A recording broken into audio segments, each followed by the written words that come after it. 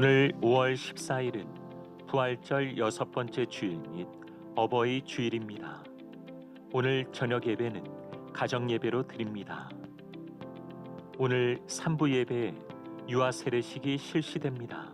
대상자들은 오전 11시 20분까지 부평성전 대예배실로 모여주시기 바랍니다. 다음 주일 주안성전 3부 예배에 5월 가정의 달을 맞이하여 온 세대가 함께 모여 예배를 드립니다. 가족 사진 촬영 등 다양한 이벤트와 선물이 준비되어 있습니다.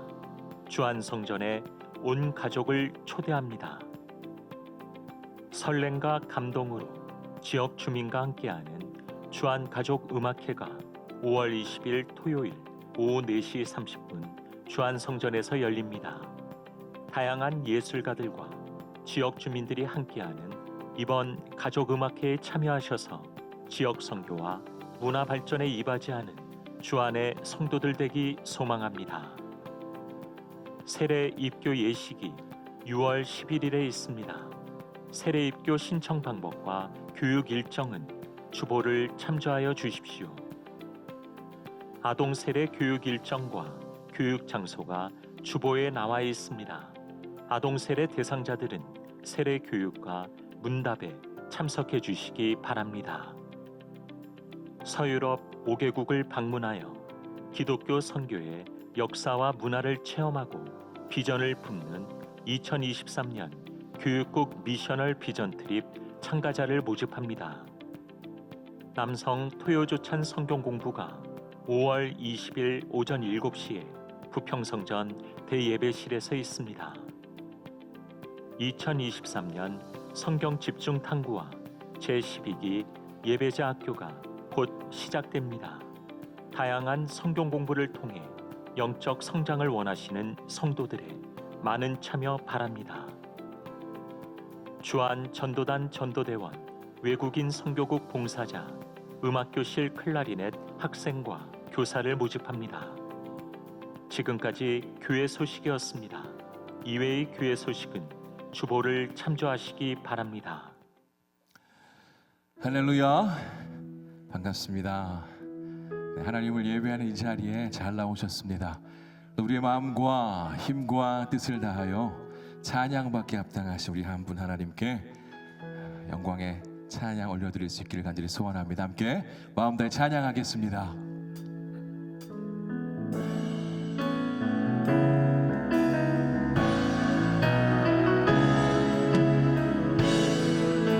우리의 마음문을 활짝 열고 고백합시다. 성축해 성축해 내 영혼 내 영혼아 거룩하신 이름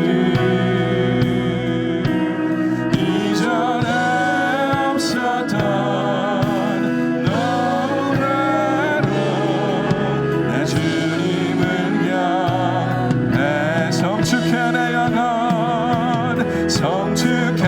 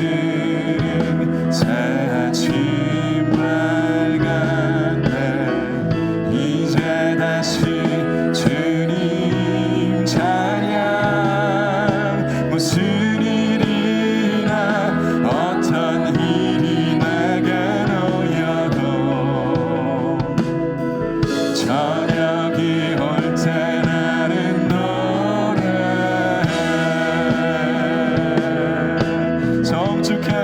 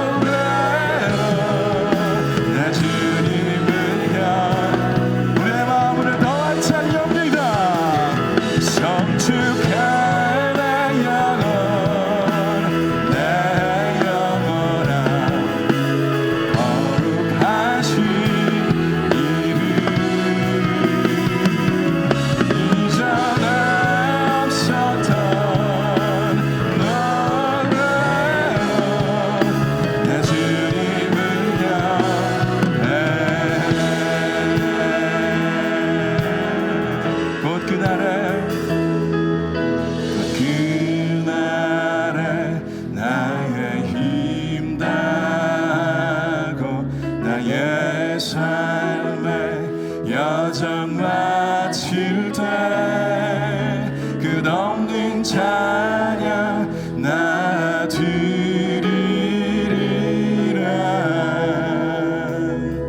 수많은 세월 지나 영원히 곧 그날에 나의 힘 나고 나의 삶의 여정 마칠 때 끝없는 찬양 나 드리리. 수많은 세월이 지나도 수많은 세월 지나 영원히 성축해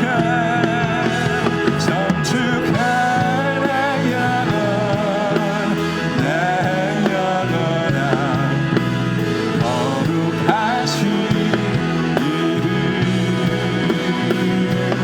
이전에 없었던 노래로 내 주님을 경배. 성축해 내 영혼 성축해 내 영혼 내 영혼아. 이 시간 우리의 마음을 활짝 열어주실 성령 하나님을 간절히 갈망합시다. 이전에 없었던 노래로 내 주님을 경배. 나 주님 경배해 내 주님을 경배해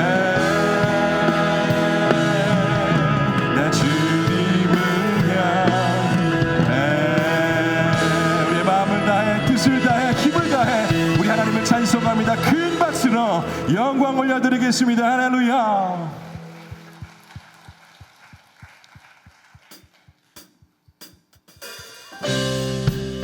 우리 힘차게 박수 치실까요? 말로 다 할 수 없는 하나님의 찬송, 그 사랑을 찬송하시기 원합니다. 할렐루야.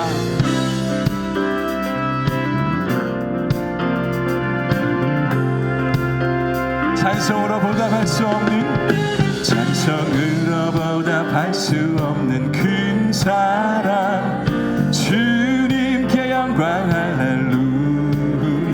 형제 자매 모두 함께 모여 찬송해 주님께 영광. 다시 한번 고백합니다. 찬송으로 보답할 수 없는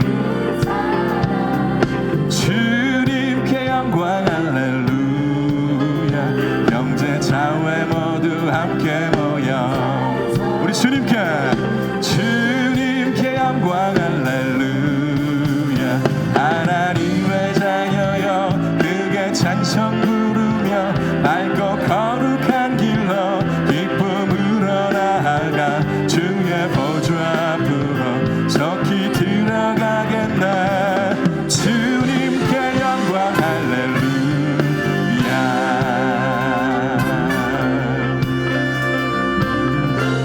우리 받은 주님의 은혜, 우리 받은 은혜 한량 없도다. 주님께 영광 할렐루야. 기쁜 찬송 부르면서 천국 가겠네. 주님께 영광 할래. 하나님의 자녀여 하나님의 자녀여 그게 찬송 부르며 맑고 거룩한 길로 기쁨으로 나아가 주의 보좌 앞으로 속히 들어가겠네. 주님께 영광 할렐루야. 우리 목소리 높여 잠시 후에 목소리 높여 잠시 후에 우리 모두 주를 보겠네. 주님께 영광 할렐루야. 영광스러운 보좌 위에 거룩하신 주 주님께 영광. 하나님의 자녀여 하나님의 자녀여 그게 찬송 부르며 맑고 거룩한 길로 기쁨으로 나아가 주의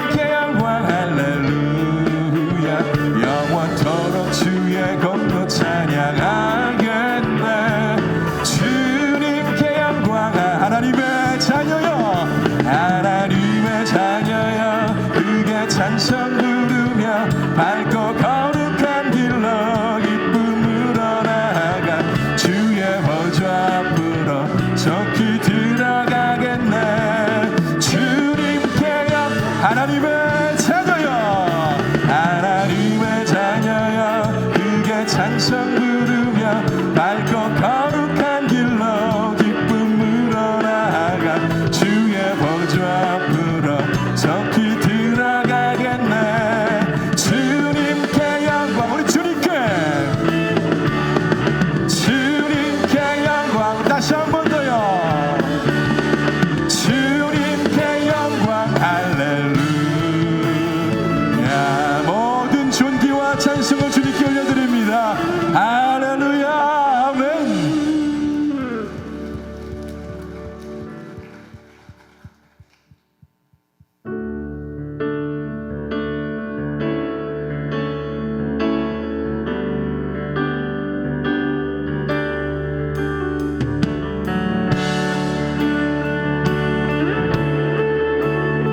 우리 소망 되신 주님을 함께 찬송합시다. 예수 안에 소망이 있네. 내 빛과 힘 나의 노래 환난 중에 도우시는 주 나의 견고한 그 신사랑 그 신사랑 그 신평화 두려움에서 날 건지네. 내 위로자 내 모든 것 주 사랑 안에서리라.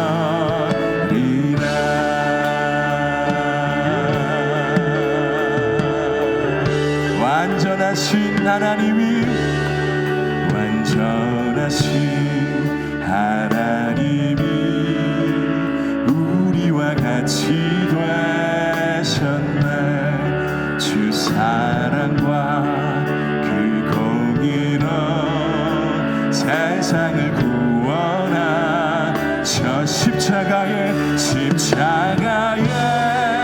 주 달리사 그 진노를 거두셨네. 내 모든 죄 담당하신 주 내 안에 살리라.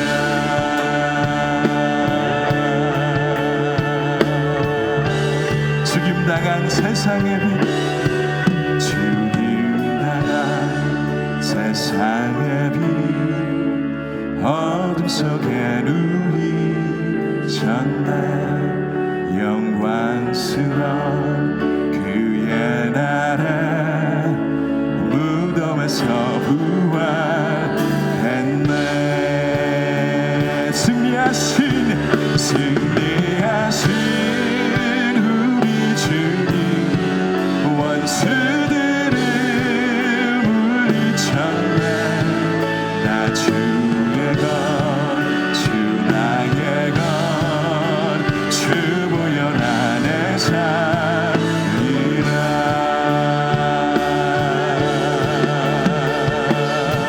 주님 예수의 능력으로 주 예수의 능력으로 내 속에 두려움 없네. 나의 사는 모든 순간 주께서 다스리. 어느 것도 주 손에서 어느 것도 주 손에서 날 빼앗지 못하리라. 주 오실 날 기다리며 주 능력 안에 서리라. 승리하신 우리 주님 원수들을 물리쳤네. 나 주의 것 주 나의 것 주 보혈 안에 사. 어느 것도 주 손에서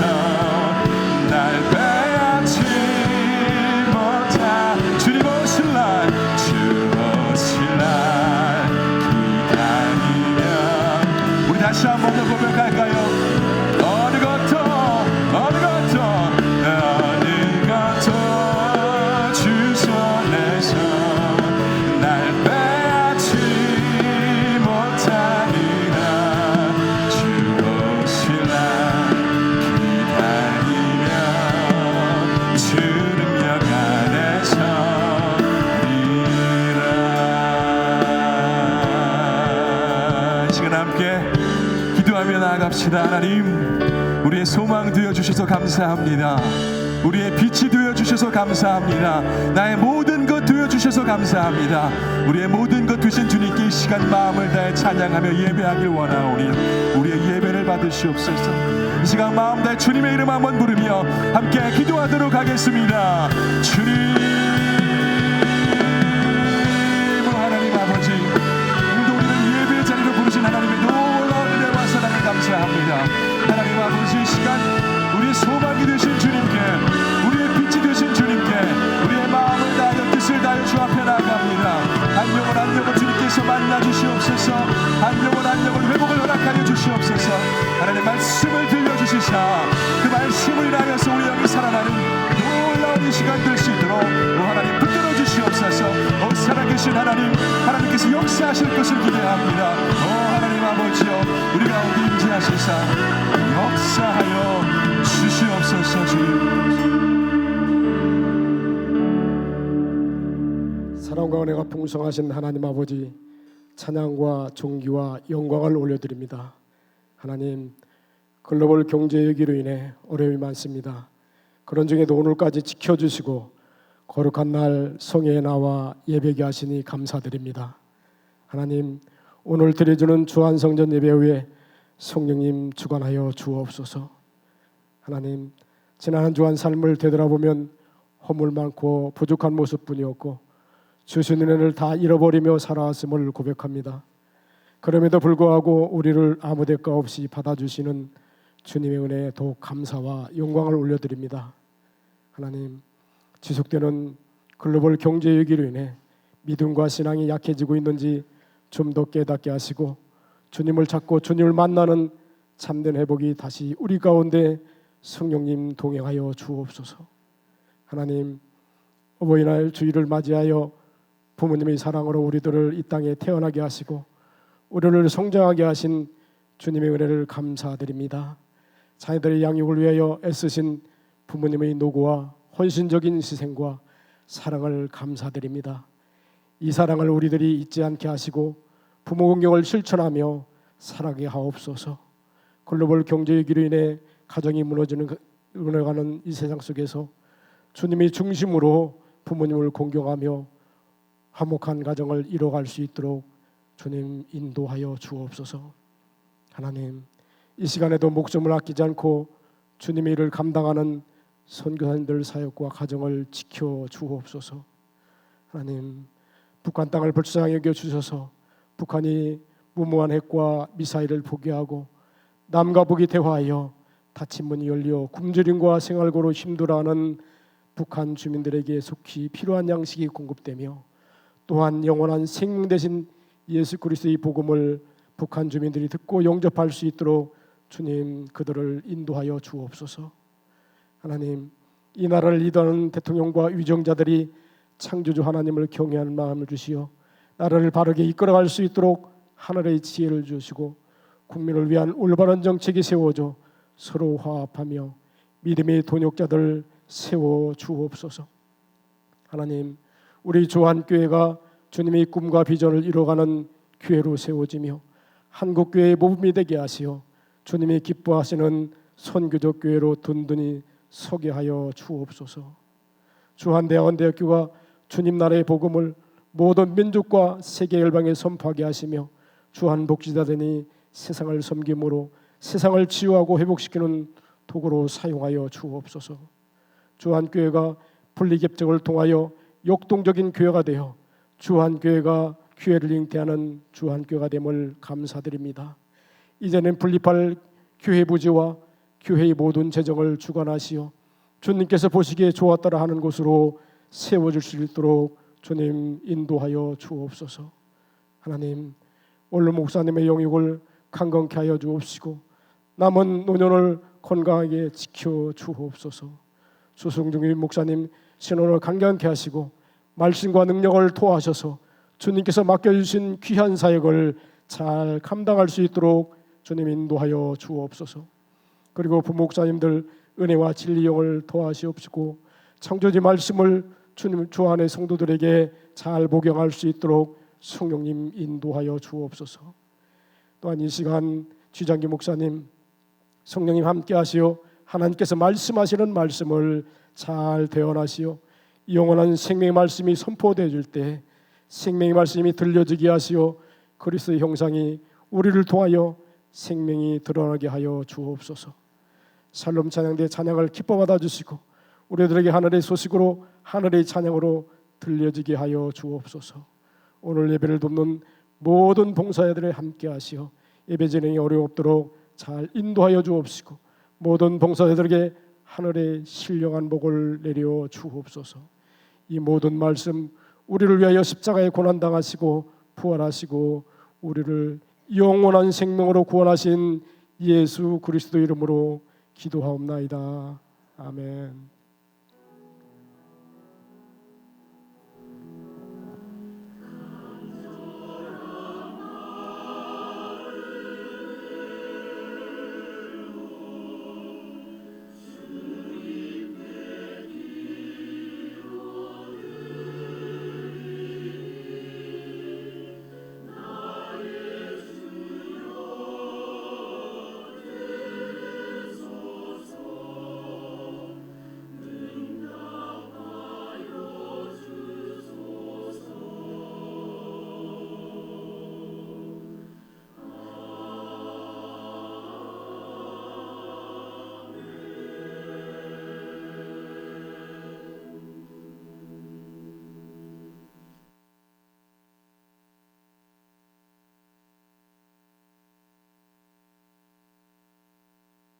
그리스도를 경외함으로 피차 복종하라. 아내들이여 자기 남편에게 복종하기를 주께 하듯 하라. 이는 남편이 아내의 머리됨이 그리스도께서 교회의 머리됨과 같음이니 그가 바로 몸의 구주시니라. 그러므로 교회가 그리스도에게 하듯 아내들도 범사에 자기 남편에게 복종할지니라.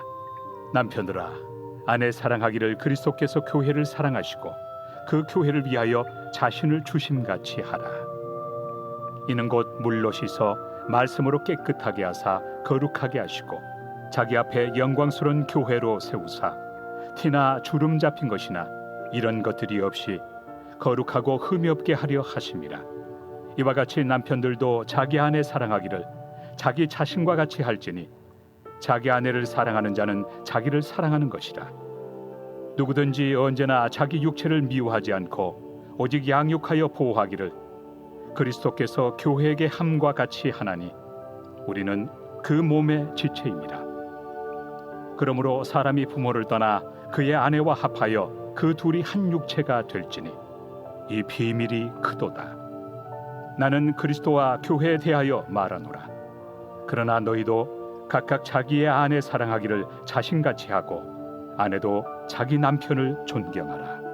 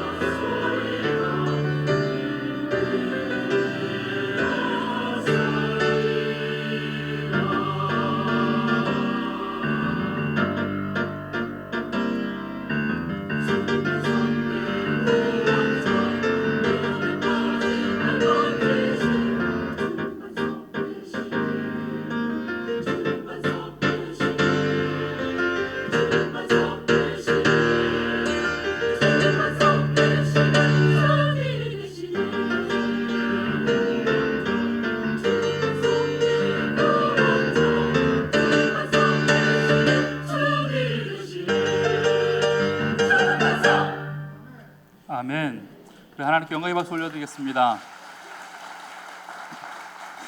할렐루야. 한 주간 평안하셨죠? 예, 옆에 보고 인사하겠습니다. 하나님께서 당신의 반석 되십니다. 예, 아멘. 예, 우리 몇 가지 광고하겠습니다.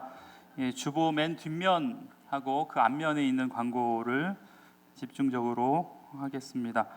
예, 주한성전 다음 주에 3부 예배 이 시간에 온 가족 예배로 드립니다. 그래서 우리 유치부 학생들, 주일학교 학생들, 중고등학교 학생들, 청년들 와서요 함께 예배를 드리고 혹시 가족들이 있으면 같이 오시면 귀한 시간 가지려고 합니다. 그래서 가족 사진도 좀 잘 찍어 드리려고 하고요. 또 해운권 추첨도 있고 또 오랜만에 온 가족들 모여서 주 안에서 우리가 하나인 가족임을 확인하는 시간 가지려고 하니까 많이 참석해 주시면 감사하겠습니다. 그리고 이번 주 목요일 18일 저녁부터 이곳에서 미라클 워십이 진행이 됩니다. 작년까지 한 달에 한 번 했던 걸요. 이제 매주 이곳에 오면 청년들과 함께 같이 예배하고 찬양하고 기도하는 시간 갖겠습니다. 예, 오셔서 같이 참석해 주시면 또 감사하겠습니다. 주한 온가족 음악회가 주한성전에서 이번 주 토요일 날 있습니다. 주한성전에서 뭐가 많이 하고 있어요, 맞죠? 예, 그래요. 이번 주 토요일 4시 30분에 우리 그 분이엘 찬양대와 여러 찬양대 중심으로 해가지고요 이곳에서 주한 온가족 찬양 집회를 하니까 오셔가지고 귀한 시간 가지면 참 좋겠습니다. 예, 기도하겠습니다. 하나님, 주의 은혜를 감사합니다. 오늘도 우리를 주의 전에 불러주셔서 예배케 하시니 감사합니다. 우리 찬양다의 고백처럼 우리 입술에서 주님이 우리의 반석이십니다. 우리의 힘이십니다.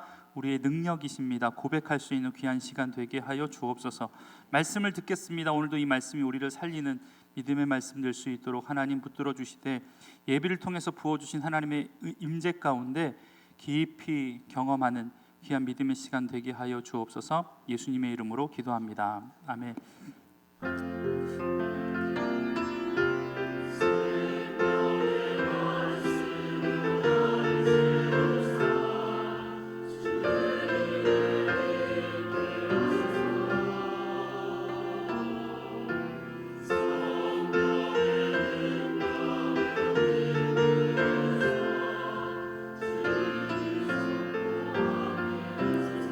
함께 고백하겠습니다.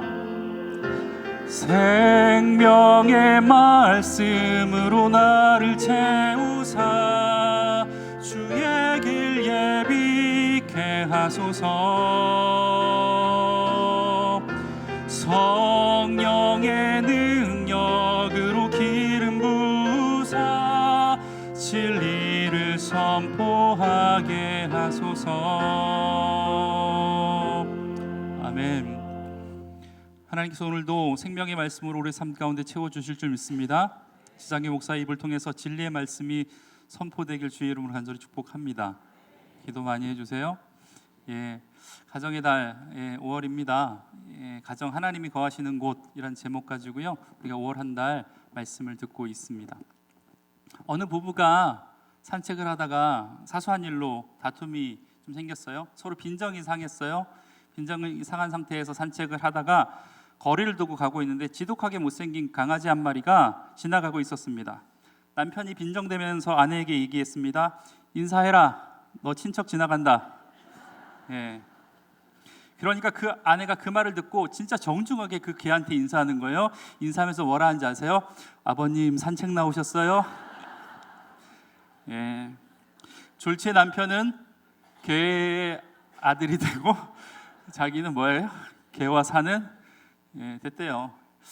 여러분, 부부 관계만큼 어려운 관계가 있습니까? 없습니다. 예, 없는 것 같습니다.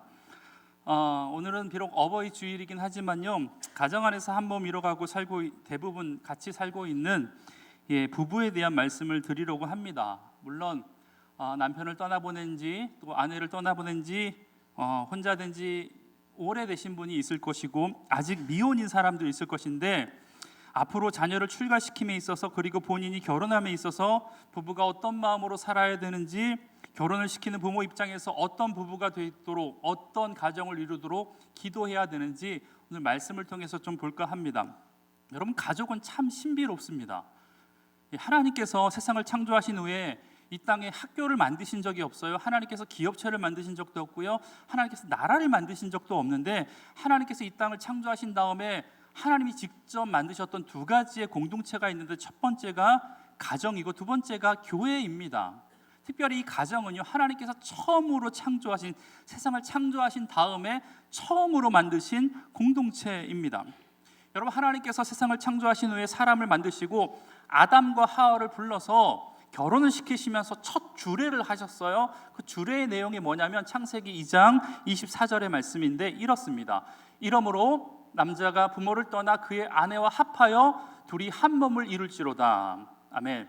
제가 주례할 때 쓰는 본문이기도 한데, 하나님께서 인간에게, 하와와 아담에게 했던 첫 번째 주례사였습니다. 세 가지 중요한 게 나와요. 첫 번째 뭐냐면 부모를 떠나래요. 부모를 떠나는 게 결혼입니다. 여러분, 떠나보내는 게 결혼이에요. 고부간의 갈등 왜 일어나는지 아세요? 떠나보내지 못해서 일어나는 겁니다. 그 뱃속에 있는 아이가 아무리 소중해도 탯줄을 잘라야지 그 아이와 산모가 살 수 있듯이, 떠나보내는 자녀를 떠나보내야 그 가정도 살고 부모도 살 수 있는 거예요. 두 번째는 둘이 합하는 겁니다. 합하다. 이 합하다라는 말씀의 의미는요, 원문에 보면 악교를 칠해서 붙인다라는 뜻입니다. 여러분, 악교를 칠해서 서로의 종이를 붙이면 뗄래야 뗄 수 없습니다. 떨어지는 것을 전제로 하고 있지 않습니다. 세 번째는 한 몸 이루는 것이다 라고 이야기하고 있습니다. 여러분, 이렇게 탄생한 세상에서 가장 작은 공동체라고 할 수 있는 이 부부라는 공동체, 이 부부가 이 가정의 시작이라고 이야기할 수 있는데, 이 이야기를 좀 해볼까 합니다. 여러분, 세상을 살아가다 보면 참 어려운 일도 많지만, 어려운 일들 가운데 가장 어려운 일은 제가 보기에 인간관계인 것 같습니다. 인간관계. 여러분, 그런데 만약 어떤 공동체 안에서 누군가 마음에 들지 않아요? 그러면 내 마음이 상하게 되잖아요. 그러면 안 보면 그만입니다. 그 사람이 채워주었던 부분을 다른 사람으로 바꾸면 되고, 저 사람에게 문제가 있으면 다른 저 사람하고 사귀면 됩니다. 친하게 지내면 됩니다. 쉽습니다. 여러분, 그런데 부부는요, 그렇게 하지 못합니다. 바꿀 수 없습니다. 그래서 어려운 겁니다. 둘이기 때문에 관계가 쉬울 것 같지만 둘이기 때문에 관계가 어렵습니다. 앞서 이야기한 것처럼 어떤 사람에게 상처를 받거나 상호 문제가 생기면 다른 사람을 찾으면 그만입니다. 하지만 부부는 그렇게 하지 못합니다. 대체로 다른 사람을 그 대체자로 대체할 수 없다라는 겁니다. 이러한 상황에서 성경이 말하고 있는 부부간의 원리에 대해서 말씀을 하려고 합니다. 여러분, 오늘 우리는 21절부터 읽었습니다. 33절까지. 성경책을 가지고 있는 분은 알겠지만 성경책은요, 22절부터 33절까지를 한 단락으로 보고 있습니다. 그러니까 21절은 마치 22절과 연관되어 있는 것처럼 보이지 않는 구절이에요. 그런데 제가 본문을 21절의 말씀부터 읽었습니다. 그런데 이 21절의 말씀은 22절 이후의 말씀과 앞에 있는 말씀을 연결해 주는 다리와 같은 말씀입니다. 그러니까 5장 22절부터 6장 중반까지 가정 안에서 아내와 남편의 역할, 또한 부모와 자녀와의 관계, 종과 상전간의 관계를 이야기하면서 성경이 말하는 대전제가 있는데, 그 말씀이 21절의 말씀인데, 21절의 말씀은 이렇습니다. 우리 다 같이 한번 읽어보겠습니다. 시작. 그리스도를 경외함으로 피차 복종하라. 여러분, 특별히 오늘 부부 사이에서 그리스도를 경외함과 피차 복종함이 어떤 모습으로 나타나야 되는지에 대해서 말씀을 나눌까 합니다. 먼저 아내에게 주신 말씀입니다. 22절의 말씀 제가 봉독하겠습니다. 아내들이여 자기 남편에게 복종하기를 주께 하듯 하라.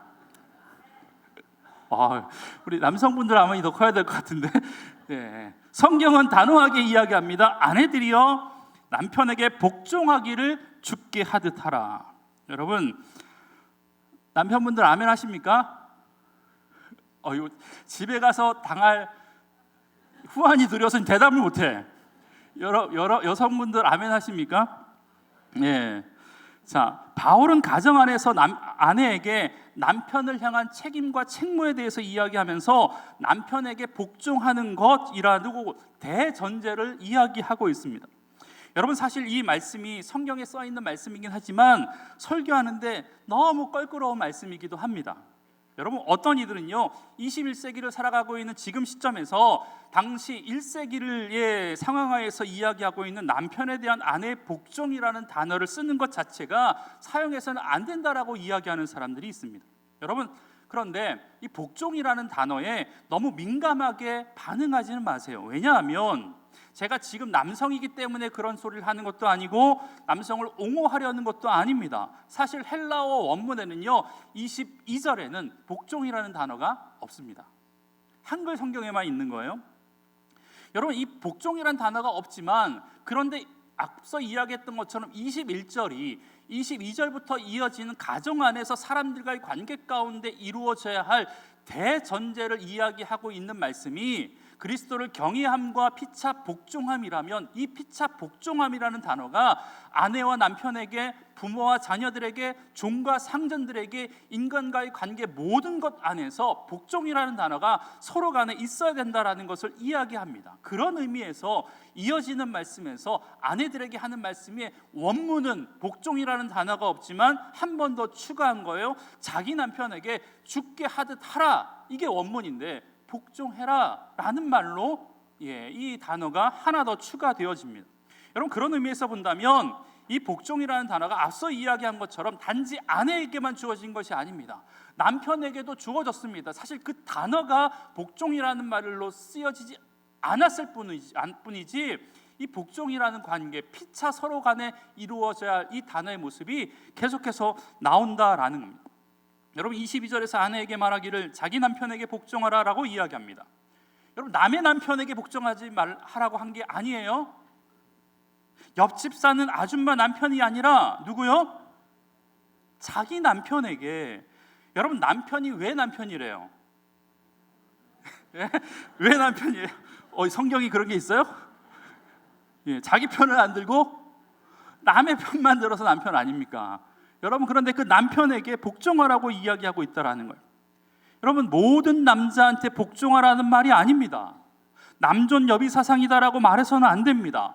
이 본문이 가부장적인 제도를 지금 바울이 옹호하고 있다라고 이야기해서도 안 된다라는 것입니다. 성경이 지금 여자가 남자에 비해 열등하니까 남자가 여자를 다스려야 된다라고 하고 여자는 무조건적으로 남자의 말에 순종해야 된다, 복종해야 된다라고 하는 시대착오적인 말씀을 지금 이야기하고 있는 것이 아니라는 것입니다. 왜요? 이 단어가 아내에게만 주어진 것이 아니라니까요. 여러분, 그러니까 이 부분에서 남편을 향한 아내의 책임에 대해서 말하고 있는 것입니다. 그렇다면 왜 아내는 남편에게 복종해야 됩니까? 그 이유가 23절에 나와 있는데 제가 한번 읽어보겠습니다. 이는 남편이 아내의 머리됨이니 그리스도께서 교회의 머리됨과 같음이니 그가 바로 몸의 구주시니라. 아멘. 여러분, 이 말도 혹시 거부감이 들 수 있어요. 왜냐하면 남편이 아내의 뭐가 된대요? 머리가 된대요. 이 말씀도 복종이라는 말씀을 처음 들었을 때에 오는 그 거부감 같은 반응이 들 수 있습니다. 시대에 맞지 않다라고 생각될 수도 있습니다. 여러분, 요즘에 남편보다 똑똑한 아내가 얼마나 많이 있습니까? 요즘 연상도 많이 있잖아요. 또 심지어 자다가도 아내 말을 들으면 뭐가 나온대요? 그런 말도 성경에 있나요? 그렇게 잘하죠. 떡이 나온대요. 심지어 또 남편보다 돈 더 잘 버는 아내가 있습니다. 학벌도 좋고 재력도 좋고 사회적인 위치도 높은 아내들이 있습니다.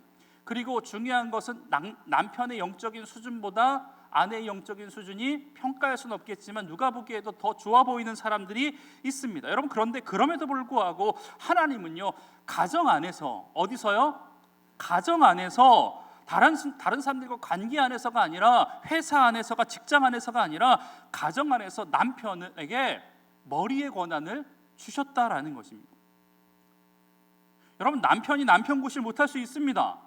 경제적인 능력을 책임지지 못할 수도 있습니다. 그래도 성경은 남편을 너의 머리로 인정해라, 그것이 하나님께서 가정을 만드실 때 만들어 놓으신 창조의 질서이다 라고 이야기하고 있다라는 것입니다. 여러분, 이것은 마치 못난 부모이더라도 자녀들이 순종해야 하는 것이 하나님께서 자녀들에게 요구하시는 질서이고, 마음에 들지 않는 통치자, 마음에 들지 않는 권세자가 있어도 그 다스림에 복종해야 하는 이유와도 같습니다. 왜냐하면 하나님은 그들의 머리로 삼으셨다라고 성경은 이야기하고 있다라는 것입니다. 여러분, 지금 바울은 개인의 의견을 이야기하고 있는 게 아니에요. 사실 바울은 이런 얘기를 이야기할 수 있는 입장이 아니에요. 왜? 바울은 결혼 안 해봤어. 혼자 살면서, 독신이면서 이런 이야기를 하고 있다라는 거예요. 자신의 개인적인 가르침이 아니라는 거예요. 구약으로부터 쭉 이어져 오는 성경의 가르침, 하나님의 가르침이기 때문에 바울은 성경 곳곳에서 이러한 민감한 이야기를 할 때마다 어떤 단어를 사용하는지 아십니까? 내가 너희에게 전한 것은 누구로부터 받은 것이니? 주께로부터 받은 것이니 라고 이야기하면서 이렇게 민감한 이야기를 할 때마다 내 이야기가 아니다, 이것은 하나님의 이야기다라고 이야기하고 있다라는 거예요. 고린도전서 11장 9절, 남자가 여자를 위해 지음받은 것이 아니라 여자가 남자를 위해 지음받았다라고 이야기합니다. 그리고 창세기 2장 18절에는 아담이 홀로 있는 것이 좋지 아니하여 하나님께서 아담을 위해 돕는 배필로 만들어 주셨다라고 이야기하고 있습니다. 여러분, 여기서도 우리가 오해하지 말아야 할 단어가 있는데 그게 뭐냐면 돕는 배필. 오늘 위임 목사님 설교에서 이 돕는 배필에 대해서 굉장히 자세하게 말씀하고 있는데 제가 간단하게 이야기할까요? 이 돕는 배필에서 이 돕는이라는 말은 에제르입니다. 에제르. 이 말은요, 도움의 역할을 이야기하는 게 아닙니다. 내가 니 시다바리가 할 때 이 시다바리란 뜻 아닙니다. 오해하지 마십시오. 시편 121편 1절에서 뭐라고 이야기하고 있냐면 내가 산을 향하여 눈을 들리라, 나의 도움이 어디서 올고 할 때 그 도움, 이 도움이 에제르입니다. 시편 곳곳에서 하나님께서 내가 너를 돕겠다라고 말씀하실 때 그 도움이 뭐예요? 에제르라고 하는 단어입니다. 여러분, 그러니까 이 돕다, 에제르라는 말은요, 단순히 부수적인 역할로서의 도우미가 아니라 필수적인 극히 중요한 이란 뜻으로 신약에서 성령님의 역할이 바로 이 조력자, 이 에제르입니다. 하나님의 속성에 관해서 쓰던 단어로 없어서는 안 되는 것을 의미합니다. 아시겠습니까? 그냥 시다 정도가 아니라는 거예요. 이 단어를 여성에게 썼다라는 것은 그만큼 여성에게 주어진 남편을 위한 돕는 사명이 크고 위대하다라는 것을 말해주고 있습니다. 오늘 일부에 목사님 설교를 들어보니까 이 단어 자체가 남성형 단어로 쓰였대요. 그러니까 여성에게만 해당하는 것이 아니라 남성에게도 해당하는 단어. 남성은 여자에게 돕는 역할, 돕는 배필로 지어졌고 여자는 남자에게 돕는 배필로 지어졌다라는 거예요. 그런데 돕는 배필이 아니라 우리는 바라는 배필이 될 때가 많이 있다라는 거예요. 여러분, 여성에게 주어진 남편을 도와주고 그에게 격려하고 힘주고 하는 사명이 저와 여러분에게 주어진 하나님께서 맡겨주신 사명인 줄 믿습니다. 그렇다면 어떤 마음을 가지고 복종해야 하나, 그 어떤 마음으로 복종해야 하는지에 대해서는 24절에 나와 있는데 이렇게 이야기합니다. 우리 다 같이 한번 읽어보겠습니다. 시작. 교회가 그리스도에게 하듯 아내들도 범사에 자기 남편에게 복종할지니라. 여러분, 오해하지 마세요. 남편이 그리스도라는 말이 아닙니다. 아내들이 마치 그리스도에게 복종하듯이, 그 그리스도를, 예수님을 섬기듯이 그 마음 가지고 남편을 돕는 위치에서 그 다스림과 그 지도에 순종하는 것이 하나님께서 세우신 창조 질서라는 거예요. 주를 섬기듯이. 여러분, 이 주를 섬기듯이라는 말에 또 민감하게 반응하지 마세요. 성경에선 곳곳에 뭐라고 이야기하고 있냐면 장사하는 사람도 모든 사람을 대할 때 죽게 하듯 하라. 죽게 하듯 하는 게 피차 우리 모두에게 주어진 하나님의 창조 질서라는 겁니다. 여러분, 아무리 여성 인권, 여성의 사회적 지위가 높아지고 그 위상이 달라졌다고 하더라도 건강한 가정, 하나님이 거하시는 가정을 만드는 방법 가운데 여성의 역할은요, 교회가 그리스도를 섬기듯이 아내가 남편을 섬기는 자세로 돌아가는 것입니다. 사랑하는 우리 아내 여러분, 잊지 마십시오. 우리 아내 어디 갔나?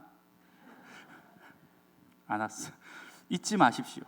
아내에게 명령하시는 그 명령, 자기 남편에게 복종하라는 이 말씀을 지켜나가는 것이 저와 여러분의 가정을 하나님이 거하시는 아름다운 가정으로 만들어가는 방법인 줄 믿습니다. 여러분, 그래도 아직까지 아내는 남편에게 언제나 죽게 하듯 복종해야 한다라는 이 말이 시대에 맞지 않은 말로 혹은 남녀 차별적인 말처럼 보이십니까? 그렇다면 남편에게 주시는 하나님의 명령은 무엇인지 이 시간 좀 보겠습니다. 우리 25절의 말씀입니다. 다 같이 한번 읽어보겠습니다. 시작.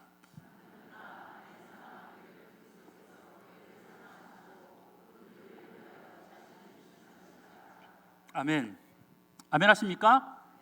아까 22절을 읽었을 때 아멘 하셨던 남성분들도 이 부분에서 동일하게 아멘 하셔야 됩니다.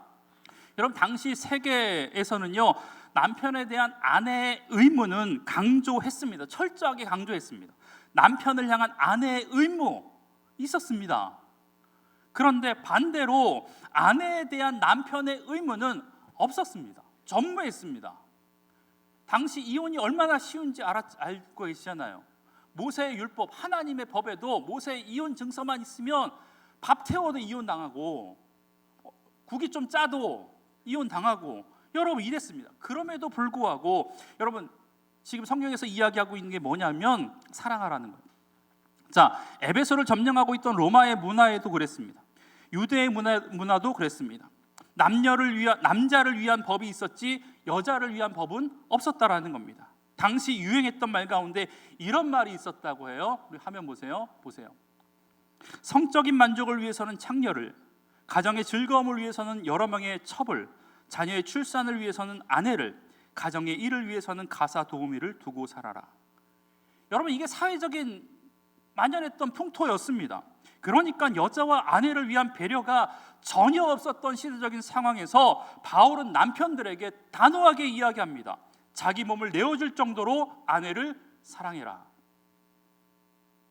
여러분, 여기서 말하는 사랑이라는 단어는요, 우리가 많이 들어온 아가파오라는 단어를 사용합니다. 이 아가파오는 아가페라는 말과 동일한 단어입니다. 여러분, 사실 남녀간의 사랑을 이야기할 때 에로스라는 말을 쓰든지 혹은 스톨게라는 말을 쓰든지 또한 필레오 같은 말을 씁니다. 사람들과의 관계 가운데 이루어지는 사랑. 여러분, 우리가 아는 것처럼 이 아가페라는 단어는요, 하나님의 사랑에 대해서 나타날 때 쓰는 단어가 바로 이 아가페입니다. 여러분, 그런데 여기서 남편이 아내를 사랑하라고 명령하시면서 바울은 그 사랑이라는 단어에 에로스라는 말을 쓰지 않고 필레오라는 말을 쓰지 않고 스톨게라는 말을 쓰지 않고 아가페라는 단어를 사용하고 있다라는 것입니다. 그러면서 그 사랑이 어떤 사랑인지에 대해서 설명하는데 뭐라고 설명하냐면 그리스도께서 교회를 사랑하시고 그 교회를 위하여 자신을 주심같이 하라라고 설명하고 있습니다. 여러분, 그러니까 아내가 남편에게 죽게 하듯 복종하는 것이에요. 아내에게 주어진 명령이라면, 남편에게 주어진 명령은 뭐냐면, 복종의 모습은 뭐냐면 자신의 생명을 내어주는 아가페 사랑이라는 것입니다. 이게 서로 피차 복종하는 모습이라는 것입니다. 여러분, 대답해 보세요. 아내에게 주어진 남편을 머리로 인정하고 주께 복종하라고 하는 명령이 지키기 어려울까요? 아니면 남편들에게 주어진 아내를 향한 복종, 즉 자신의 생명을 내어주기까지 사랑하는 명령이 어려울까요? 뭐가 어려우세요? 제가 남자가 돼서가 아니라 남자의 명령이 좀 더 어려운 것 같지 않으세요? 예? 아내에게 주어진 명령은요, 머리로 인정하면 돼. 그런데 남편에게 주어진 명령은요, 생명까지 내어주어야 하는 거예요. 남편 여러분, 잊지 마십시오. 그리스도가 교회를 사랑하여 자신을 내어줌 같이, 그리고 십자가 위에서 교회된 우리를 살리시기 위해 생명을 내어주신 같이 그렇게 아내를 사랑하십시오. 아멘이 하나도 안 나와. 어쩜 이럴 수 있어? 가정에다 뭐 그렇게 아내를 사랑하십시오. 아멘. 그게 성경이 남편들에게 명령하고 있는 명령입니다. 여러분, 그렇다면 그리스도께서 교회를 위해서 자신의 몸을 십자가에 내어주신 목적이 뭡니까? 왜 그렇게 사랑하신 겁니까? 26절에서 27절의 말씀 가운데 이렇게 설명하고 있습니다. 26절, 이는 곧 물로 씻어 말씀으로 깨끗하게 하사 거룩하게 하시고 자기 앞에 영광스러운 교회로 세우사 티나 주름 잡힌 것이나 이런 것들이 없게 거룩하고 힘이 없게 하려 하심이니라. 잠깐만, 27절의 말씀 힘이 아니라 일단 흠이에요. 힘이 없는 게 아니라 흠이 없게 하려 하십니다.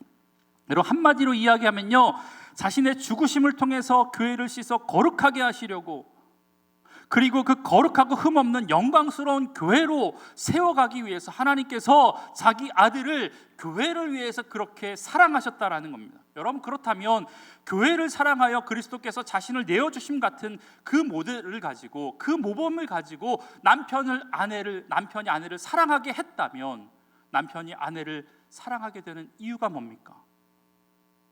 아내를 향한 그 사랑, 남편의 사랑으로 말미암아 가정을 거룩한 공동체로 세워나가기 위해서 하나님께서 남편에게 그렇게 명령하셨다라는 것입니다. 이해되십니까? 다시요. 교회를 거룩하게 하시려고, 흠없고 영광스러운 교회로 만드시려고 그리스도께서 죽으셨듯이 남편이 아내를 위한 헌신과 희생적인 사랑을 통해서 만들어지는 것은 한 몸으로 만들어가는 그 가정이 하나님 앞에서 거룩하고 영광스러운 가정으로 만들어지게 된다라는 것입니다. 여러분, 교회 자체가 예수님께서 당신을 내어주심을 통해서 존재하게 되었던 것처럼 이 가정 역시 남편의 희생과 남편의 사랑이 거룩한 가정으로 탄생하게 만들게 된다라는 것입니다.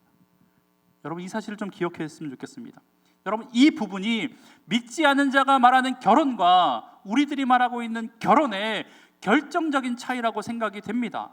그저 세상 사람들은요, 마음 맞으면 불꽃 튀기면 그냥 같이 살고 결혼해서 애 낳고 안 싸우면 그만이지만, 그게 최고의 결혼이라고 생각하지만, 그리스도인들에게 결혼이라는 것은요, 그 안에서 이루어가고자 하신 하나님의 뜻, 하나님의 놀라운 목적이 있고, 그 결혼을 통해서 이루고자 하시는 하나님의 뜻하신 바를 이루어 드리는 거, 그게 바로 결혼이다라는 겁니다. 그러니까 사실 아무나 마음에 든다고 결혼하면 안 되는 거죠. 이 목적에 동의하고 같이 주의 길을 걸어가면서 남편이 주께서 허락하신 머리됨을 인정하고, 또한 내 생명 다해서 아내를 사랑하고자 하는 마음, 그 마음이 있는 사람들이 모여서 결혼하는 것이 아름다운 가정을 만들어가는 방법인 줄 믿습니다. 여러분, 독신을 결단하는 게 쉬울까요? 그런 의미에서 본다면 결혼을 결단하는 게 쉬울까요? 예? 독신을 결단하기 위해서, 독신자가 되기 위해서 기도를 더 많이 해야 될까요? 결혼하기 위해서 더 많이 기도를 해야 될까요? 당연하죠. 결혼하기 위해서요. 왜요? 독신자는 결단했잖아요. 안 되면 그냥 아닌가 보다 하고 뭐 하면 돼요? 결혼하면 돼. 근데 결혼한 다음에 안 되잖아, 이게. 그러니까 그렇다라는 겁니다. 그리고 나서 아내에게 죽게 하듯 남편을 섬겨나갈 때 가정 안에서 하나님의 나라를 만들어가는 것이고, 남편은 그 아내를 자신의 몸처럼 사랑하게 될 때 영광스러운 하나님이 거하시는 가정으로 만들어가게 될 줄 믿습니다. 이 비밀이 믿는 자들이 만들어가는 가정을 통해서 이루고자 하시는 하나님의 뜻입니다. 그래서 30절에서 뭐라고 이야기하고 있냐면, 이 비밀이 크도다라고 이야기합니다. 가정 안에 있는 하나님이 숨겨놓으신 비밀이 크다라고 이야기하고 있다라는 겁니다. 여러분, 우리가 어떻게 신앙생활을 하냐 하는 것은요, 구원의 문제가 달려있지만 우리가 어떻게 가정생활을 하느냐라는 것은요, 행복의 문제입니다. 하나님께서 그 행복의 문제를 가정 안에 숨겨두셨습니다. 그렇기 때문에 이 교회와 가정은 그냥 만들어질 수 없습니다. 예수님의 옆구리가 터져서 피가 흐른 다음에야 교회가 세워졌듯이, 아담의 옆구리를 찢어 갈비뼈가 뽑혀진 다음에 가정이 생겨났다라는 것을 여러분 기억했으면 좋겠습니다. 이 아름다운 가정을 지키는 방법은 여러분 다른 것이 아닙니다. 부족하지만 둘이 하나님 안에서 하나가 되는 것이고, 아내에게 주어진 역할, 남편에게 주어진 역할을 해나갈 때 하나님께서 그 가정을 하나님이 거하시는 아름다운 천국 같은 가정으로 만들어 주실 줄 믿습니다. 31절의 말씀 우리 다 같이 한번 읽어보겠습니다.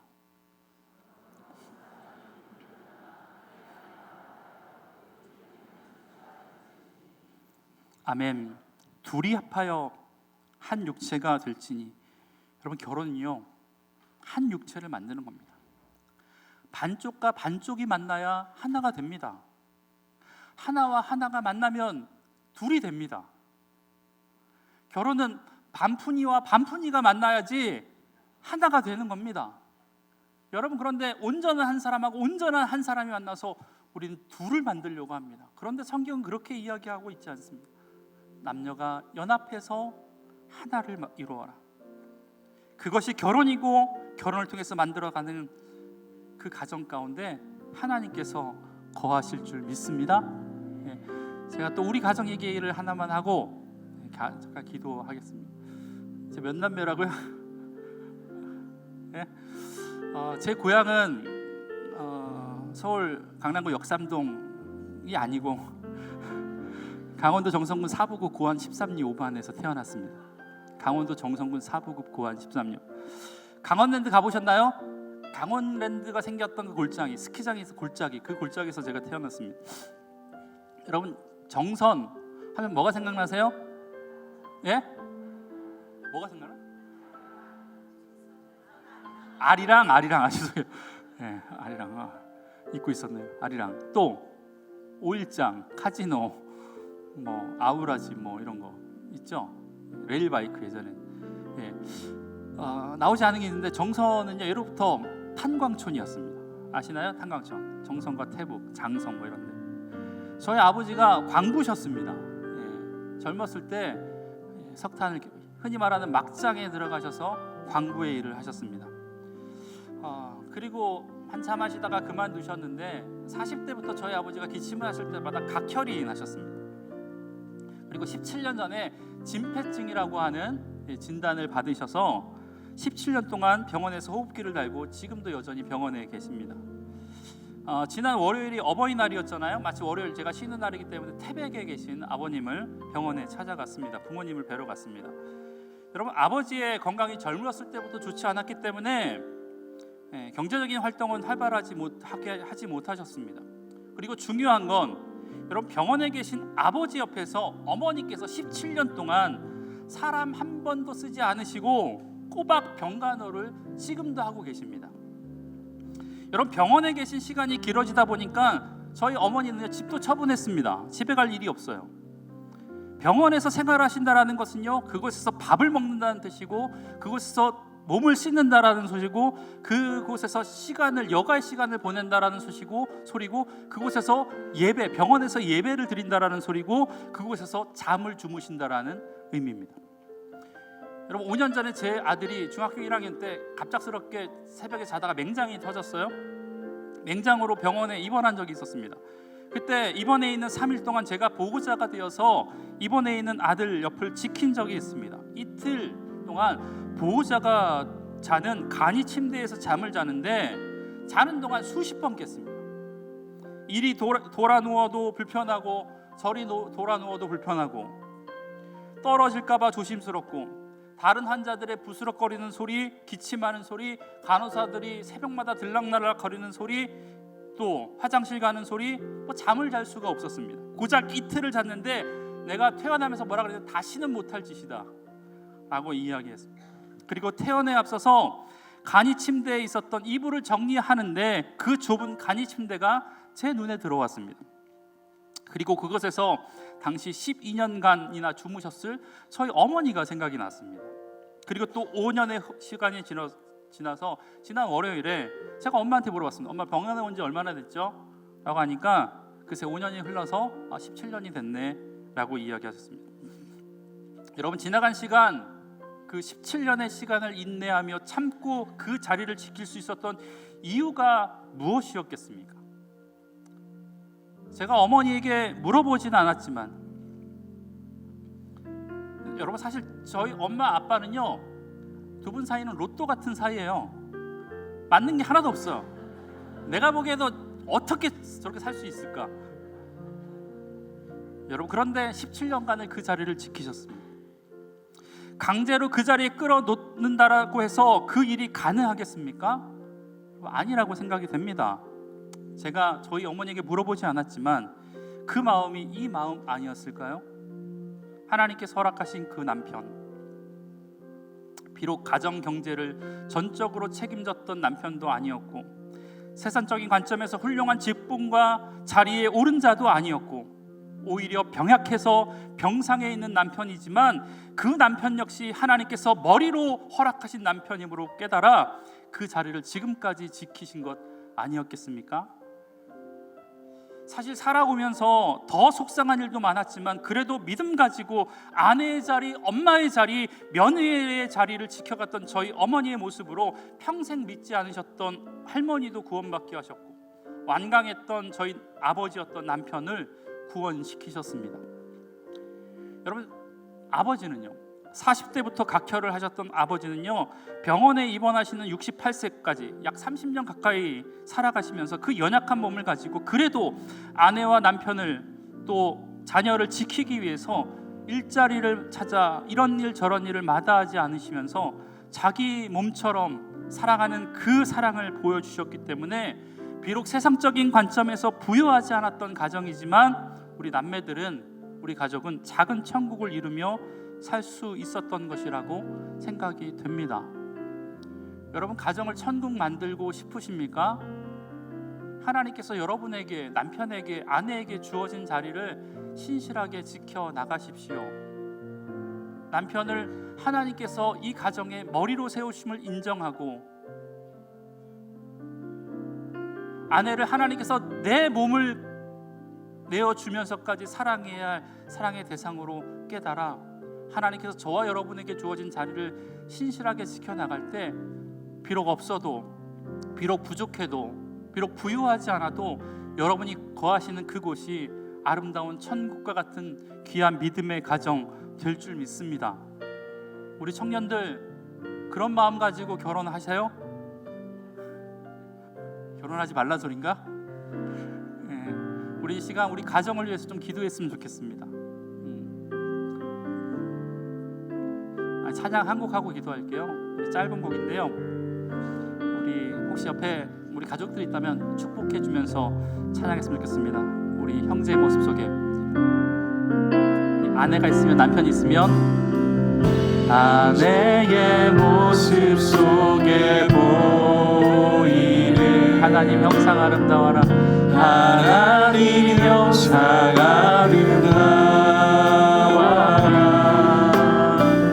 존귀한 주의 자녀 됐으니 사랑하며 섬기리. 우리 남편의, 아내, 다시 한번 우리 가족들을 기억하시면서 남편의 모습 속에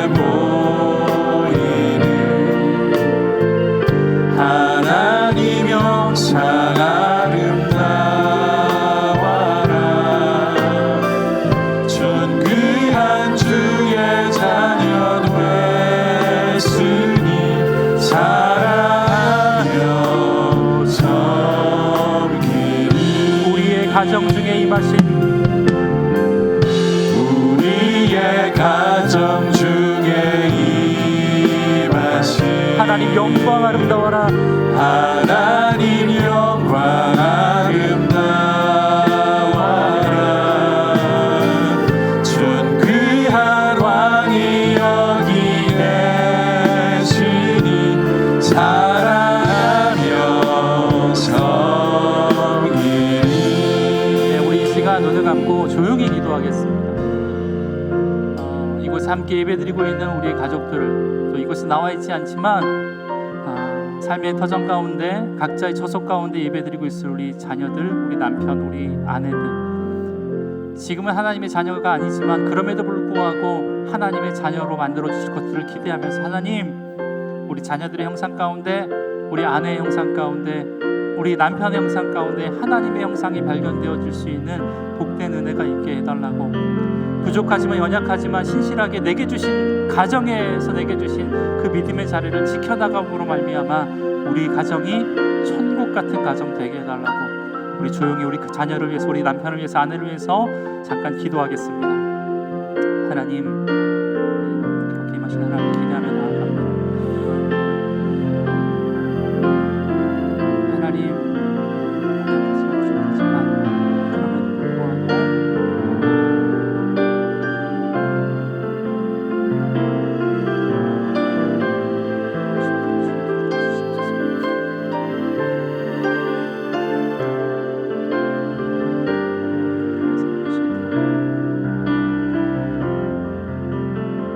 하나님, 우리에게 가정을 주셔서 감사합니다.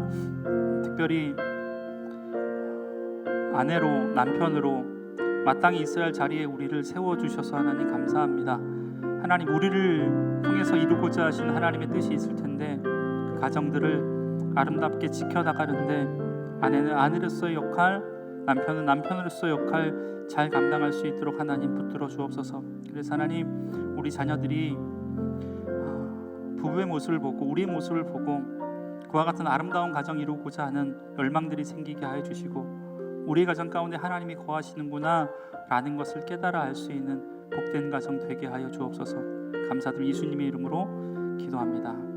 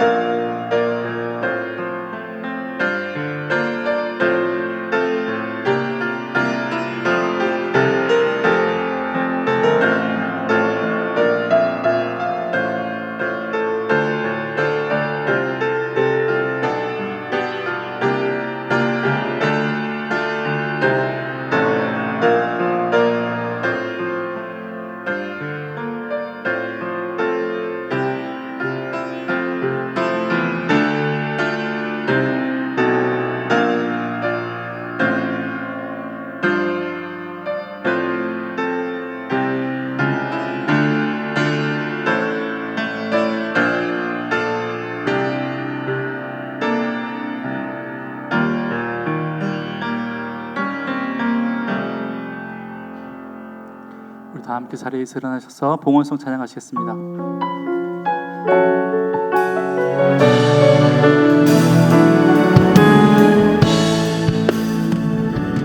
모든 영광과 존귀와 능력 받으소서 받으소서 영광과 존귀와 능력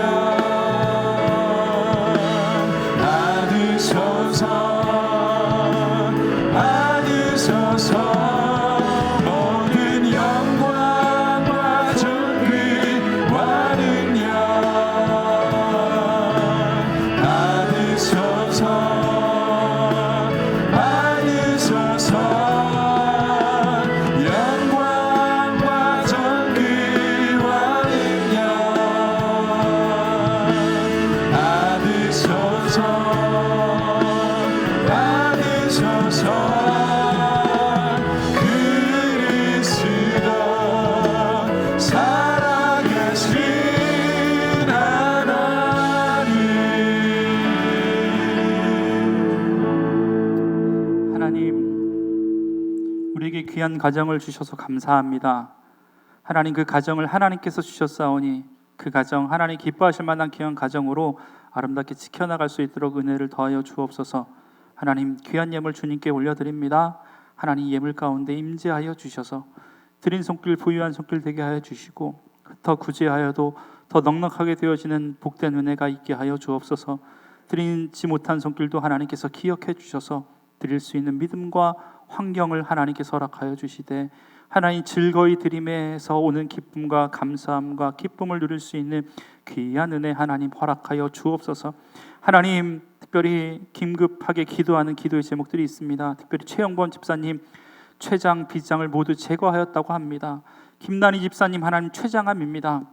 이마순 집사님 방광암입니다. 이경심 권사님 궤양성 대장염증입니다. 박희정 성도님 거식증으로 하나님 힘들어하고 있습니다. 백소연 어린이 10살밖에 되지 않았는데 뇌종양으로 병원에서 6개월 시한부 판정을 받았다고 합니다. 하나님, 문용한 불신자인데 손가락 부상을 받았습니다. 김병학 불신자인데 하나님 급성 백혈병입니다. 성령 하나님, 이들에게 찾아가 주시옵소서. 이들을 만져 주시옵소서. 성령의 놀라우신 은혜로 말미암아 하나님 회복되어지는 은혜가 있게 하여 주시옵소서. 하나님, 침상에서 주님 만나게 하시고 주님의 손길 느끼게 하여 주시고 피 묻은 예수 그리스도의 십자가의 오른손으로 만져주심으로 말미암아 그 자리에서 일어나 하나님께 예배할 수 있는 귀한 은혜 있을 수 있도록 주님 역사하여 주옵소서. 내가 이 시간 나사렛 예수 그리스도 이름으로 악한 질병의 권세에 기명하노니 다 떠나갈지어다, 다 떠나갈지어다. 특별히 하나님 암덩어리를 제거하여 주시옵소서. 새로운 세포를 부어 주시옵소서. 특별히 하나님 백소연 어린이 10살밖에 되지 않았다고 하는데 성령 하나님 찾아가 주시기를 원합니다. 하나님, 의술로는 할 수 없다고 하는데 하나님께서 치료의 강선을 비춰 주시옵소서. 능력의 팔로 붙들어 주시옵소서. 그래서 그 아이가 하나님 건강케 되어 평생을 주를 위해 살아갈 수 있는 하나님의 백성 될 수 있도록 주님 역사하여 주옵소서. 육신의 질병뿐만 아니라 영혼까지 새로워지는 놀라운 믿음의 역사로 일어날 수 있도록 주님 은혜를 더하여 주시옵소서. 혹여나 이 자리 가운데 연약한 마음으로 나온 사람들이 있다면 주님 찾아가 주셔서 위로하시고 안수하여 주시고 연약한 부분에 손을 얹고 기도할 때마다 그 얹은 손 우리 주님의 손 될 수 있도록 주님 역사하여 주시옵소서. 세상에 나아갑니다. 하나님 홀로 두지 마시고 주님 동행하여 주시옵소서.